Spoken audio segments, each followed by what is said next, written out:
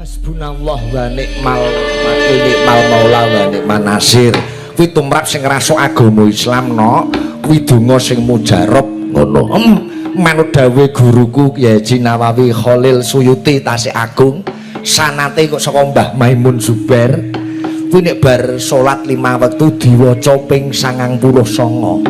Insyaallah pinaringan panjang yuswa, kuat momong putra wayah, pinaringan sehat wal afiat ngono. Sanate cetha saka Mbah Maimun Zubair sarang. Wah ya. Tur Mbah Maimun paring dawuh, Mbah Maimun ngandharke ya ta, donga iki ora usah akeh-akeh. Siji nyuwun nikmate urip, loro nyuwun rezeki sing berkah, telu nyuwun keluarga sing tentrem, papat bejo donya lan bejo akhirat. Sing baku bejo donya bejo akhirat. Oh ngono ya Mak. Mula iki anggone ambal warsa ulang tahun PT Puja Perkasa ya wis acara berdoa ada, nggon budaya ana, olahraga apa awan mau sepeda santai. Dadi panjenenganipun Bapak Haji Hanafi sosok yang lengkap. Iya.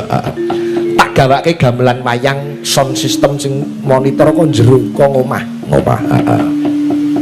Elek-elek nggawa dhewe, elek-elek nggawa dhewe. Iya. Yo duwene ya iki. Ya. Diberkahi panjenenganipun Bapak Jumbuh Sesmanto. Pak Jumbuh dengaren libur panjenengan Bapak. Ngono. Angger ngastoi mesti Mbak Elisa katut terus. Nggih. Rene mapan ana Borobudur Magelang ya menyesuaikan ana kene nganggo keprak ding ding ding ding ngono. Ngayu Jakarta. Sak kanca cakraning rat ya blangkone ya Mataraman. Iya. Nih yo pancen angel tenan mayang Ayu Jakarta. Ya yo. Yo sak iso-isone awake dhewe dikolaborasi Solo karo Yogya. Weh, dadine panturanan ya. Nggih sembah nuwun. Bintang tamune bengi iki ana Mbak Elisa, Mbak Lucy, uga Mas Julang. Weh. Bertebaran bintang tamu. Ora lali matur nuwun dhumateng Pak Karmito lan Mas Andi nok ndek esuk wis pernah-pernahke awake dhewe. Ya iya. Panjenengan Bapak Karmito, wah wis rawuh ning Rembang barang. Ya esuk mau repet-repet wis tekan kene. Bareng ngerti joglo iki aku terus kami tenggengen. Iki tak totok iki cor mau kayu-kayu jare. Kok ngece padake gazebo ae. Bareng ngerti joglo iki terus nyawang jogloku kaya gazebo. Iya, luar biasa. Panjenengan paring dawuh niki dereng dados Mas Sigit. Njing ben nek sampun resik sedaya wayangane pindah teng pendopo ngono. Terus mau lah niki ning pendopone kok cagake kok kathah sanget nggih Mas. Wah, drone iki nek ora ana suarane pripun niku. Nggih. Hus ngalih aja nyedak drone. Ampun diinceng ing dhuwur. Nggih. Suarane drone mlebu teng mic tadi. Oh, ngono. Nggih. Dadi rencanane jeng ben nek pun resik wayangan melih. Nggih, Bapak. Piyayi setahun iki wayangan pindho panjenenganipun. Ngono. Iya. Luar biasa. Mbah nuwun. Kene Jo lan. Kene. Selamat malam ya ahli kubur. Malam Mas malaikat. Ya ora. Kowe tak lone ahli kubur semene kok kaya mingkup raimu kaya wedi ngono ya. Nggih, baik nggih. Wong urip niku bakale mati. Jangan takut menghadapi kematian, Jo. Ngono. Dadi sering-seringlah kita berdiskusi tentang kematian sehingga kita takut melakukan perbuatan dosa. Mergo ngelingi arepe wong urip bakale mati ngono. Wis dijak jagongan perkara mati terus mingkup wedi. Nggih nek jenenge mati ning dinggon ki ya yo gelem-gelem ae ning nek iso yo sing rondok suwe to Pak Igit. Oh nggih. Tak dongake Mas Julang sehat panjang umur. Amin. Umure dawa nganti tuwa. Amin. Pokoke urip terus nganti wong sak donya wis do mati sampean urip dhewe. Nggih ampun ngoten maksude nggih samadiyane urip iki samadiyane lah nek terus karek dhewean iki aku pe nyapo. Iya. Sinden-sinden ra ono, kafe-kafe tutup, wayangan wis ora pati ada nanggap. Nggih samadiyane mawon. Samadiyane nggih. Dadi Pokoknya- secara filosofi pelajar hidup urip kuwi samadiyane. Leres Oh, kudu meguru panjenengan Bapak Hanafi. Oh, nggih, nggih. Piyayine Prasaja. Dik awan kula jagongan nuwun sewu Bapak mboten ngertos dalem menika panjenengan malah jagongan mbek aku malah tak jaluki udut Pak. Wong iki sembrono. Nggih lah wong melok ribut karo nan dulur-dulur kanca-kanca melu nata-natane angkat-angkat dhewe.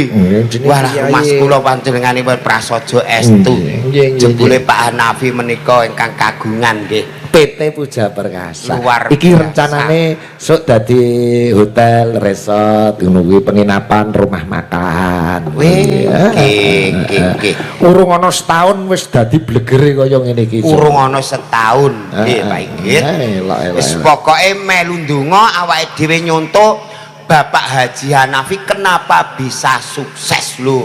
Asma Kinarya Japa. Lho. Asma Kinarya Japa.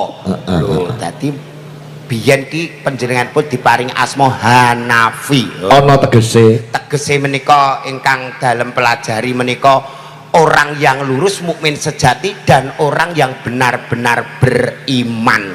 Loh, kene kok Pak. Dadi ulang tahun iki ke-17. Heeh. Siji karo pitu dijumlah ana 8. 8 ku bilangan yang sempurna tanpa putus. Wow. Mula rezekine proyeke ya berputar terus tanpa putus ya. Tanpa putus rezekinya melimpah ruah dan manfaat untuk semuanya. Ulang tahun kang kaping 17 17. saka tembung 7 lan 11. Lah. Entuk pitulungane Gusti Kang Maha Welas, Maha Asih. Amin Pak Igit wis tenan wayangan bengi iki luar biasa gek mangan wae aku ngantek bingung lek kunjuko Kok bingung? tutupe angel ora karuan lho Pak Igit tak ubengno rene buntu petugase nun sewu Mbak nek ngengake niki pripun Buka niki. iya buka niku pripun aku lah ning omahe paling mentok wakul pring lho Pak Igit. Oh niki kabeh sarwa diladeni. Aku wis mangan ngono Pak Heri mau mie asli, mie godhog asli Borobudur Pak Sigit. Oh nggih, kok nggih mie. Wah mriki napa to Pak Igit jeneng iso seragam. Kok iso seragam? Lorong Borobudur, rumah makan Borobudur, joglo Borobudur, apa-apa jenenge Borobudur kabeh. Tak kandhani Jo. Pripun to Pak Igit? Borobudur itu nama kecamatan. Oh, Desane Ngargo Gondo, Kecamatan Borobudur, Kabupaten Magelang. oh bakul pecel lider ya rondo pecel Borobudur. Iya. Oh, pirang-pirang. Iya. Kesuksesan berawal dari 0 untuk menuju 1 loh. Oh. Satu tujuan Pak Igit loh. Iya, iya. Panjenengane luar biasa. Bengi iki gek wayangan sinden tekake kabeh bintang tamu full, yoga full. Ning transit mau yo wah iso koyok lampu disco. Kok iso? Mbak Lucy angger lipenan mati. Walah. Wedaan sithik mati. Walah. Kuwi kabele kurang kenceng. Niku wong pun dikencengi malah balone ora iso mati neh. Nggih nggih. Wonten Mbak Lucy Oh, Brahman nggih. karo Mbak Elisa. Puja Perkasa. Coba Mbak Elisa sih. Oh Mbak Elisa riyen to Pak Igit. Mas. Selamat malam Mbak Elisa. Selamat malam Sugeng Dalu Macange Yulimbo Sugeng Rawuh Nggih. Sugeng Rawuh wonten ya Magelang sih. Wah, Sugeng kok Sugeng. Nggih, Sugeng. Ya Borobudur menika. Nggih, Ya dibilang aku nek diomong iki cedak Jogja ya cedak Jogja tapi dudu Patio Jogja. Gitu. Oh, gitu ya. Iya. Iya.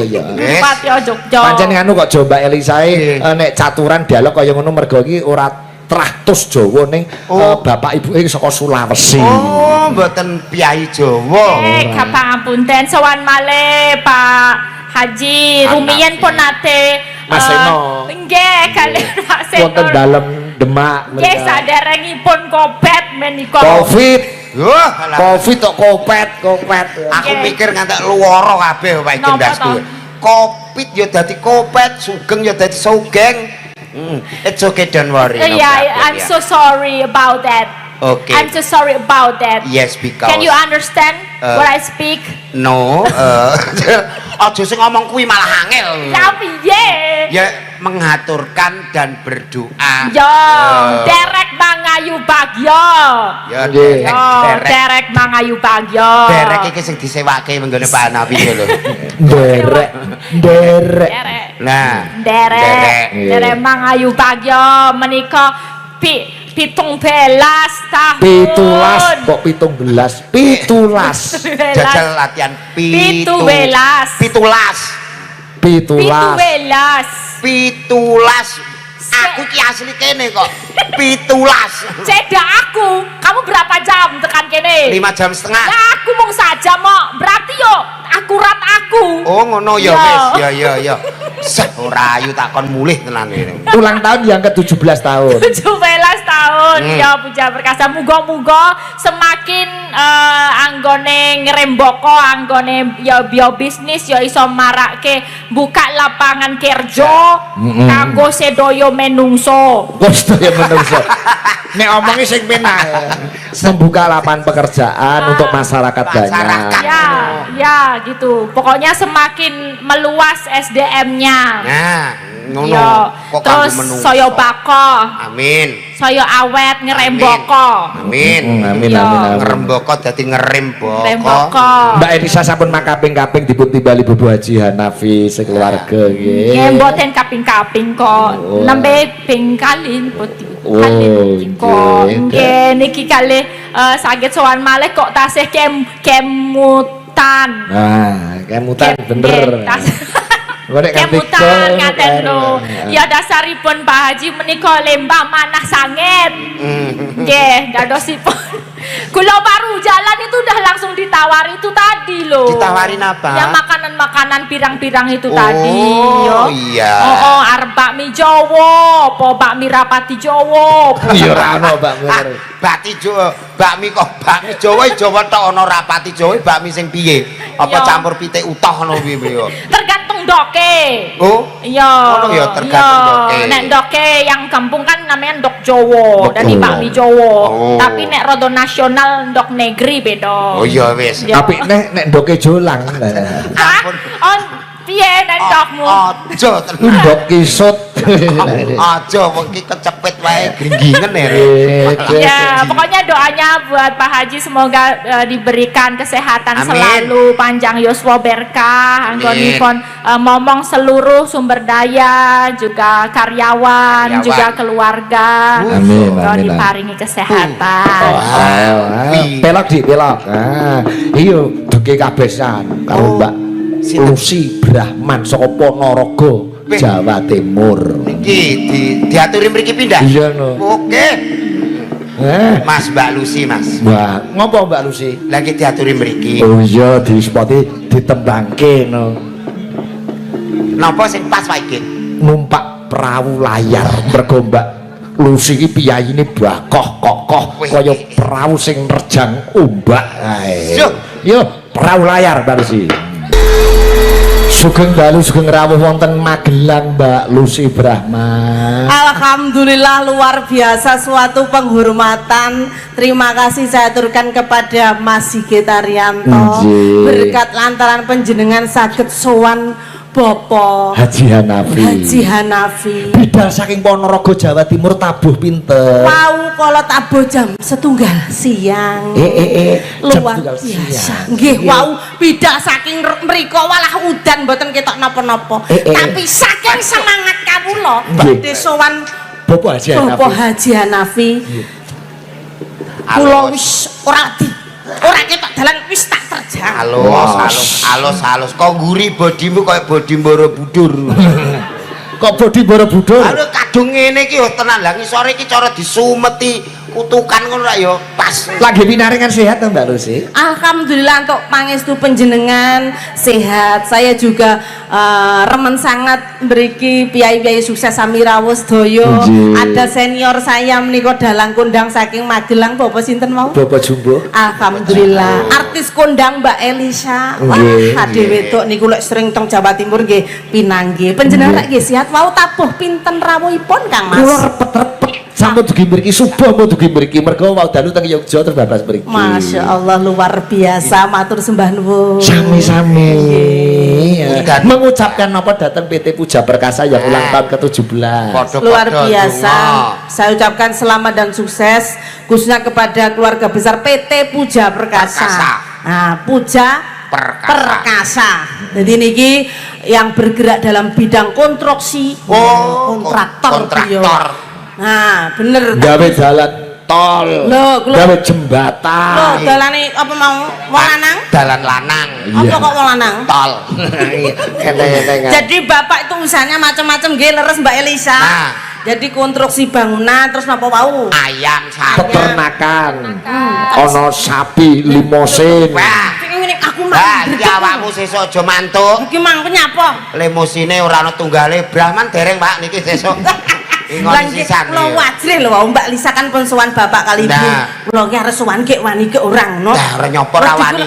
Onde awan karo aku wae panjenengane biasa, Mbak. Lah bapak kagungan sapi yo engko aku ora oleh ngulik. Ra apa-apa kok sapine timbangane mak kono. Kono Engko dikandhani aku.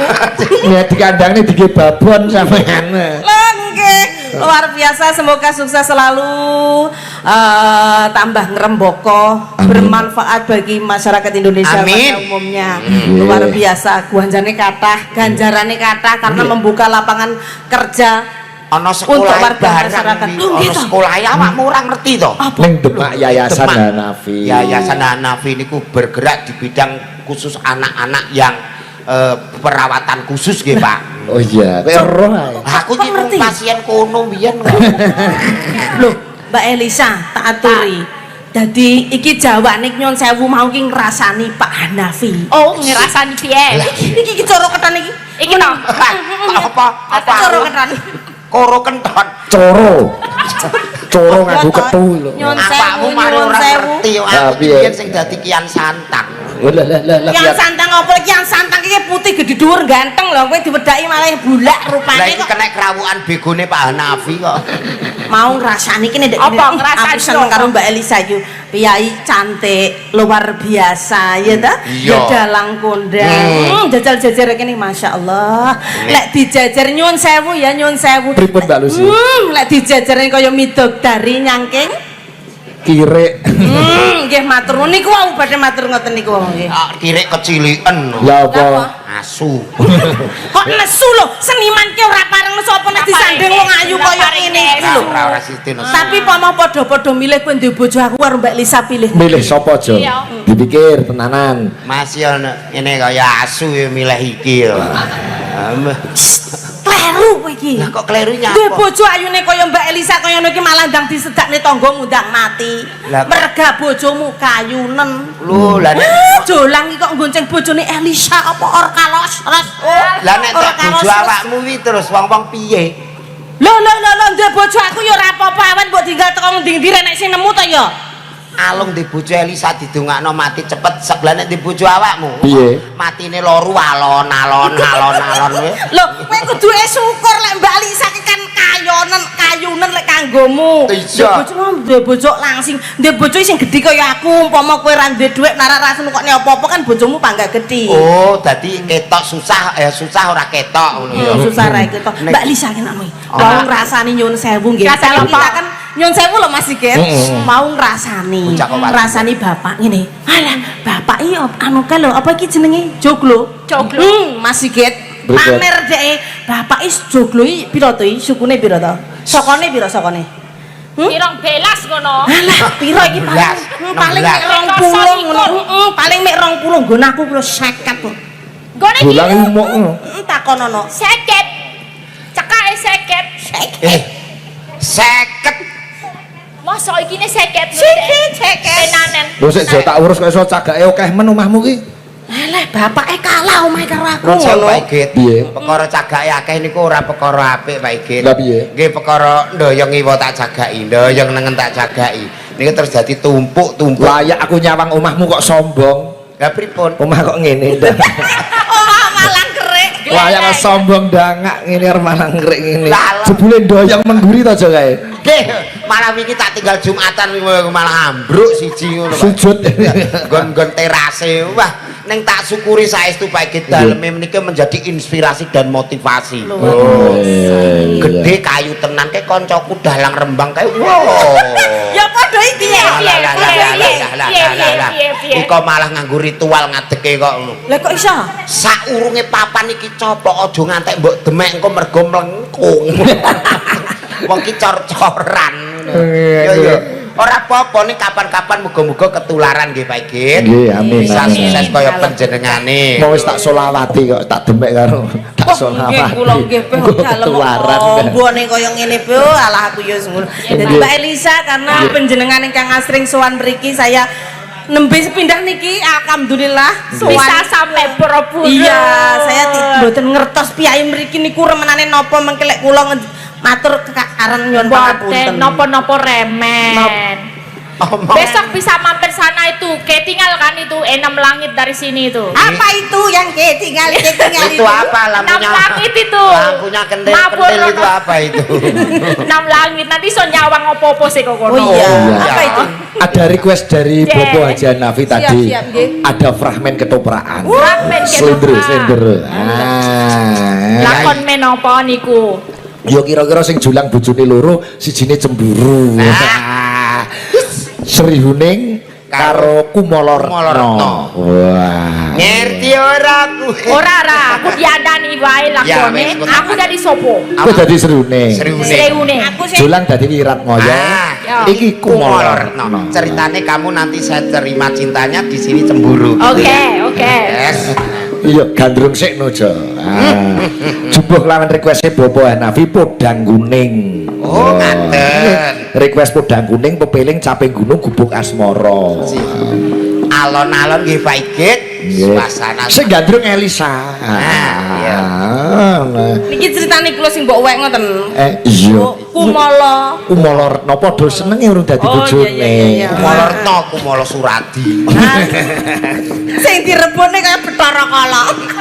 Awakmu dandan ngene kok kaya dukun santet. Iya, nyantet kowe iki. Menghormati bapak kali ibu. Dadi ceritane Kumolo Retno ning jero sik, Oh. karo Wiratmoyo ning jero. Sing tampil mung Sri Huning Oh, Elisa. nggih, ngene. Sing elek-elek deleh kene sik.